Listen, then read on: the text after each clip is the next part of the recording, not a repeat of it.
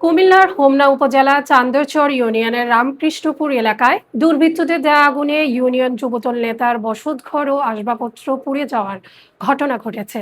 শনিবার দিবাগত রাত আনুমানিক 1টা 40 মিনিটে এ ঘটনা ঘটে। ক্ষতিগ্রস্ত মোহাম্মদ কবির আহমেদ চান্দরচর ইউনিয়ন যুবদলের 1 নং যুগ্ম আহ্বায়ক। ভুক্তভোগী পরিবারের দাবি, দুর্বৃত্তরা বাড়ির নিচতলার ড্রয়িং রুমের জানালার গ্লাস ভেঙে আগুন নিক্ষেপ করলে মুহূর্তে আসবাবপত্র ও বৈদ্যুতিক সরঞ্জামে আগুন ছড়িয়ে পড়ে। এতে আনুমানিক 3.5 লাখ টাকার ক্ষয়ক্ষতি হয়েছে বলেও জানান তারা। ঘটনার সময় কবির আহমেদ ঢাকায় থাকলেও তার স্ত্রী ও 2 সন্তান ঘরে ছিলেন। স্থানীয়দের সহায়তায় তারা নিরাপদে বের হয়ে আসেন। ঘটনাটি তদন্ত করা হচ্ছে, তবে এখনো থানায় কোনো লিখিত অভিযোগ জমা পড়েনি বলে দাবি পুলিশের।